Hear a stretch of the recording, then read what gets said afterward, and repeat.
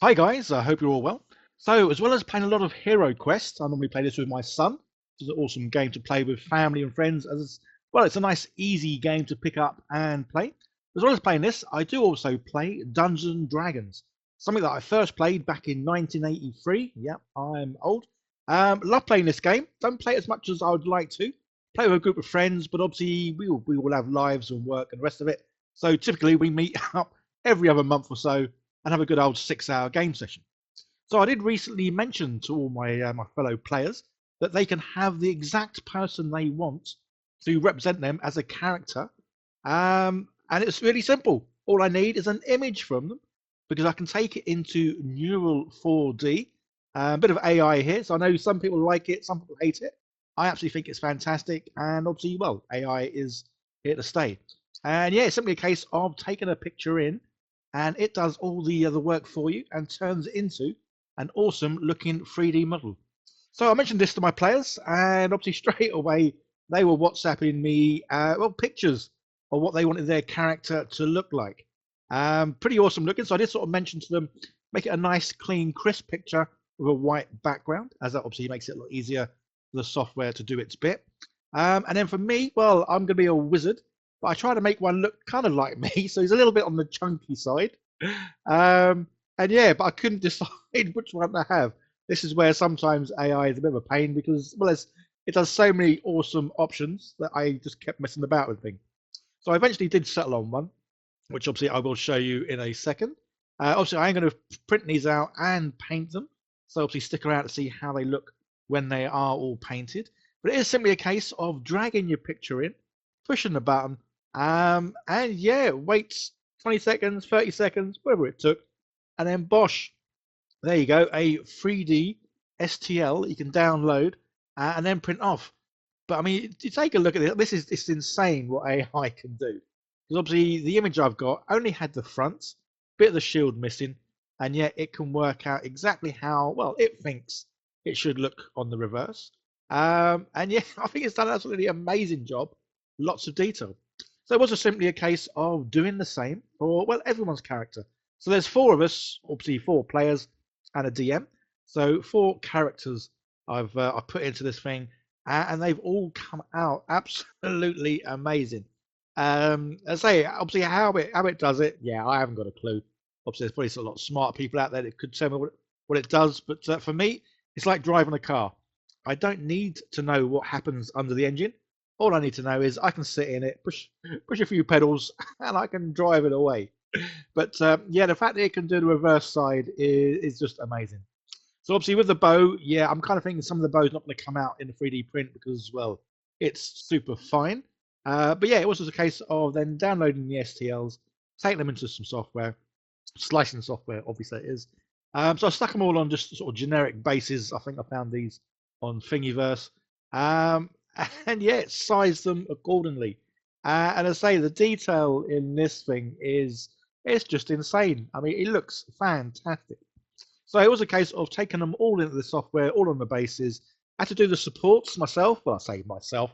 I click a button in the slicing software. It does the supports because I don't mess about doing that kind of thing because I'll just mess it all up. And then, yeah, printed them out. And this is how they look. And as I say, the fact you can go from a flat 2D image of whatever it is you want.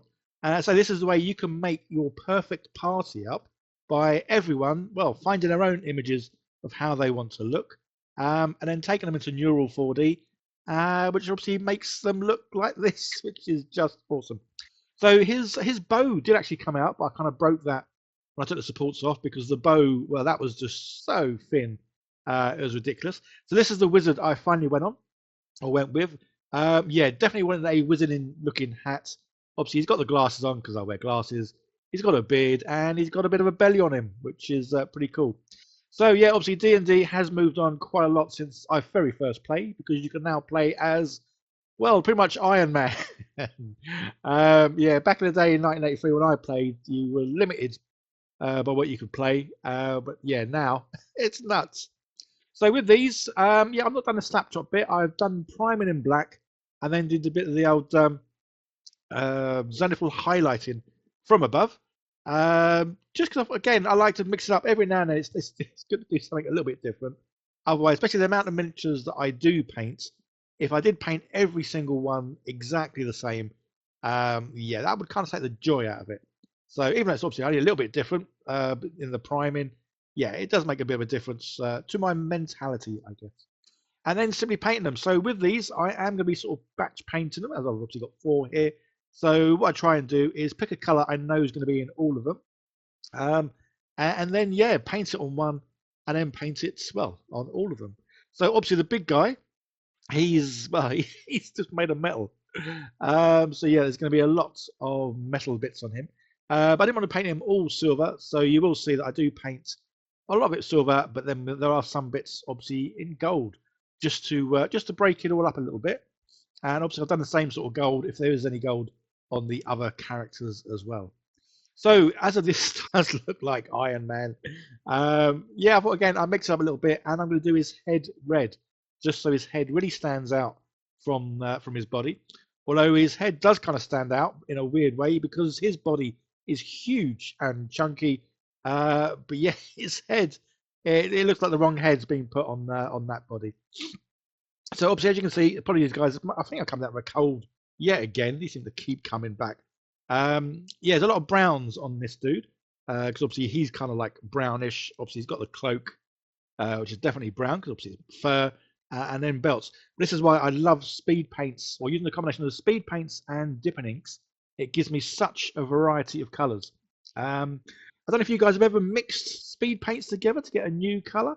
Something I've never actually done. I don't think I've ever mixed any paints. I've always taken them as is and just used them well as is. But yeah, maybe I should have a go at sort of mixing some colours. What I say, because there are so many colours, I say the greens. I think I've got a good dozen or more greens. There's probably about the same amount of browns. Um, so you really can have obviously a lot of browns on one person, but them all looking yeah subtly different. It's pretty cool. So as this little chap here is like an archer, I always think whenever I see archers, I need to paint them in green. I think just because of Robin Hood. So yeah, any archer, yeah, they're going to wear a greenish sort of outfits and be Robin Hood and well his merry men. So last few things to paint on all these people. They've all got a few of these little pouches or little bags, probably containing coins or liquids in or something in there, or their rations. So yeah, just going to paint a few little bits green here and there. But other than that, these are pretty much done. Loving how they come out. Say nice, simple sort of paint jobs on them. Painting them all together does make things obviously a whole lot quicker. And just love the fact that each, obviously, the players that or the guys that I play with, yeah, they've now got their own personalised character that looks exactly how they wanted it to look. So they've obviously all got into some sort of AI software, typed in a few comments, and then obviously it's given them say the flat 2D image that they needed, and yeah, simply take that into Neural 4D. There are links down below, guys, so click on them. And yeah, take a look for yourself because AI these days I find it amazing that I can now make exactly what I want 3D printed, which is just, yeah, absolutely awesome. So yeah, pretty much done. Last sort of step, always kind of the last step that I do, and that is a wash. Primarily over any metal bits because the metal bits, yeah, they tend to come out quite flat. I want a bit of contrast in them. I want to get some darker recessed areas. And yeah, when I do a wash, it should be really called a bath because I do put lots on. Like to be fair, I put lots on and then I do go over and sometimes rub it off certain areas. Not that much because I do like my things to look a bit dirty and worn. So yeah, I do like using quite a lot of a wash. As I say, possibly more of a bath. And yeah, there we go. So there's the 4 awesome adventurers that are these quite literally the perfect party because these represent exactly how we want our people to look, which it's just great. And I say this dude, the amount of detail in him, yeah, absolutely amazing. And I say all this from a flat 2D image to well the perfect 3D miniature. So say obviously this is going to be for Dungeons and Dragons, but obviously you could make your own perfect miniature to play in HeroQuest. So if you are a wizard or barbarian and you want to mix it up a little bit, then yeah, you could do this. And obviously the other great thing is you can take a picture of yourself, as in your face, take that into Neural 4D, and that will turn it into a 3D sculpt. So you could quite literally be the character of your dreams with your face on, which should be pretty cool. Okay, guys, big shout out and thank you to all my patrons for helping support the channel and to obviously keep me going in this awesome hobby. There's another video coming up on the screen. Give that a click, see more of what I do. And yeah, anything you want to see me make or have a go at making or painting, by all means, let me know in the comments because I do like trying out new things. Yeah, that's about it, guys. Like, share, subscribe, all that fun stuff. You guys all take care, and I'll see you in the next one. Bye for now.